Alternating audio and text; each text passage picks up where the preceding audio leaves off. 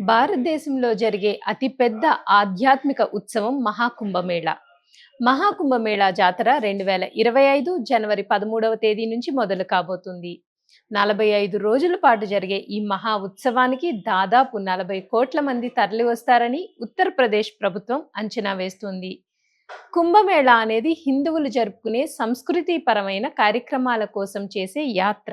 సాధారణ కుంభమేళా ప్రతి 4 ఏళ్లకొకసారి జరుగుతుంది.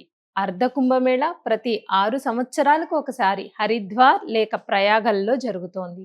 హరిద్వార్, ప్రయాగ్రాజ్, నాసిక్, ఉజ్జయిని ఈ 4 ప్రాంతాల్లో ప్రతి 12 సంవత్సరాలకి ఒకసారి కుంభమేళా జరుగుతుంది. 12 పూర్ణ కుంభమేళాలు పూర్తయిన తరువాత అంటే 144 సంవత్సరాలకు ఒకసారి అలహాబాద్లో మహాకుంభమేళా జరుగుతుంది. అయితే ఇప్పుడు జరుగుతున్నది పూర్ణ కుంభమేళానే, మహాకుంభమేళా అంటున్నారు. నిజానికి మహాకుంభమేళా చూసే అదృష్టం ప్రతి 3 తరాల్లో ఒక తరం వారికి మాత్రమే ఆ అదృష్టం దక్కుతోంది. అయితే కుంభం అంటే ఏమిటి? ఈ కుంభమేళా ఎందుకు జరుపుకుంటారు? కుంభమేళాను ఎవరు ప్రారంభించారు? కుంభమేళా కథ ఏమిటి అని మీరు ఎప్పుడైనా ఆలోచించారా? కుంభమేళా చరిత్ర సుమారు 850 సంవత్సరాల క్రితమే మొదలైనట్లు ఆధారాలు చెబుతున్నాయి. జగద్గురువులు ఆదిశంకరాచార్యులు వారు ఈ కుంభమేళాని ప్రారంభించారు. కుంభమేళా అంటే ఏదో మామూలుగా నదులను పూజించడం కోసం మాత్రమే జరుపుతారనుకుంటే పొరపాటే. కుంభమేళా నిర్వహణ జ్యోతిష్య శాస్త్ర ప్రకారం గ్రహాల స్థానాలతో నిర్ణయించబడుతోంది. అంటే కుంభరాశిలోకి బృహస్పతి ప్రవేశం, మేషరాశిలోకి సూర్యుడు ప్రవేశిస్తున్నప్పుడు కుంభమేళా నిర్వహిస్తారు. 12 ఏళ్ల తర్వాత కుంభమేళా నిర్వహించడానికి ప్రధాన ఆధారం బృహస్పతి నడకను బట్టే ఉంటుంది. ఎందుకంటే బృహస్పతి ఒక రాశిలో సుమారు 12 నెలల పాటు ఉంటూ 12 సంవత్సరాల్లో 12 రాశుల సందర్శన తరువాత తిరిగి అదే రాశిలోకి చేరుకుంటారు. ఇలా గురువు 12 ఏళ్ల క్రితం ఎక్కడ ఉన్నాడో 12 ఏళ్ల తర్వాత అక్కడికి చేరుకుంటాడు. బృహస్పతి 12 సంవత్సరాల సంచారం కుంభరాశితో మొదలై మళ్ళీ కుంభరాశిని చేరుకోవడంతో రెండో సంచారానికి ప్రారంభమవుతుంది. మత్స్య పురాణం ప్రకారం క్షీరసాగర మదనం సమయంలో అమృతం కోసం దేవతలు రాక్షసుల మధ్య యుద్ధం 12 దైవిక రోజులు కొనసాగింది. ఒక దైవిక దినం మామూలు మానవులకు ఒక సంవత్సరంతో సమానం. అంటే 12 క్షీరసాగర మదనం మనకు 12 ఏళ్లకి సమానం. అందుకే 12 ఏళ్లకు ఒకసారి కుంభమేళా జరుపుకుంటారు. ఈ కాలంలో అంటే అమృతం పుట్టిన సమయంలో నదీ జలాలు అమృతంగా మారతాయని హిందువుల నమ్మకం.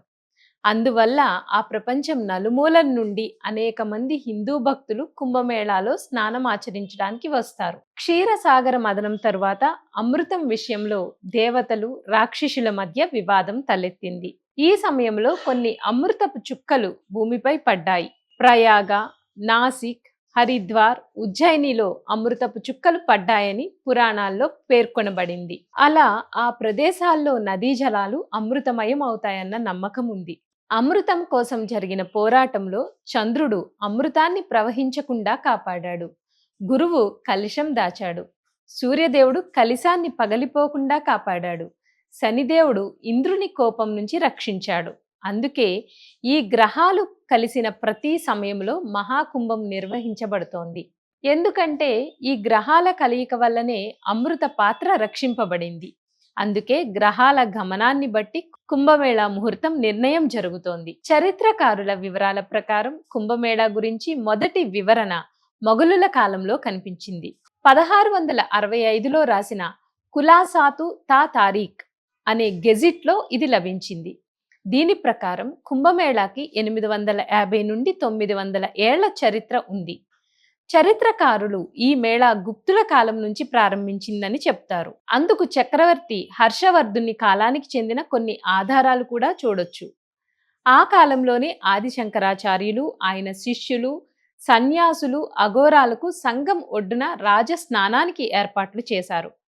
అంటే మొత్తంగా ఆదిశంకరాచార్యుల వారి చొరవతోనే, ఆయన బోధనలతోనే కుంభమేళా ప్రారంభం అయిందని విశ్వాసం ఎక్కువ మందికి ఉంటుంది. కొంతమంది మాత్రం ఆ వాదనను విభేదిస్తున్నారు. పురాణాలు, వేదాలలో కుంభమేళా గురించి ఉందని, దానికి శతాబ్దాల పురాతన చరిత్ర ఉందని చెబుతున్నారు. పురాణాల ప్రకారం సాగర మథనం ప్రారంభమైనప్పటి నుంచి కుంభమేళా ఉంది.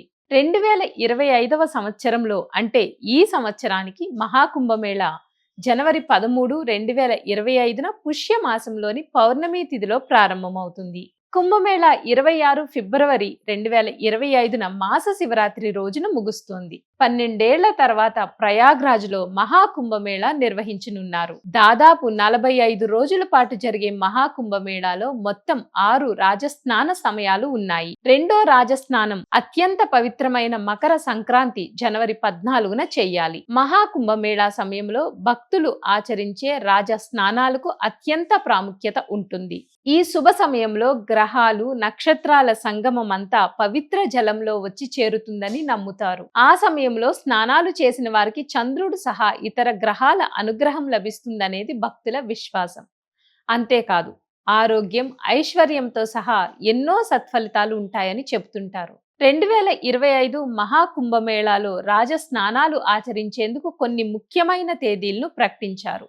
జనవరి 13వ తేదీన పుష్య పౌర్ణమి రోజున మొదటి రాజస్నానం, జనవరి 14 మకర సంక్రాంతి రోజున రెండో రాజస్నానం, జనవరి 29 తేదీ మౌని అమావాస్య రోజున మూడవ రాజస్నానం, ఫిబ్రవరి 3వ తేదీ వసంత పంచమి రోజున 4వ రాజస్నానం, ఫిబ్రవరి 12వ తేదీన మాఘ పౌర్ణమి రోజున 5వ రాజస్నానం, ఇక చివరిదైన 6వ రాజస్నానం మహాకుంభమేళా ముగిసే రోజు అంటే ఫిబ్రవరి 26వ తేదీన మహాశివరాత్రి పర్వదినాన చేయాలి. మహాకుంభమేళాలో రాజస్నానం చేసేవారు ముందుగా నదీమ తల్లికి నమస్కరించుకుని నది ఒడ్డు నుంచి కొంత మట్టిని సేకరించి నదికి నమస్కరిస్తూ నదిలోకి ప్రవేశించాలి. సేకరించిన మట్టిని నదిలో కలపాలి.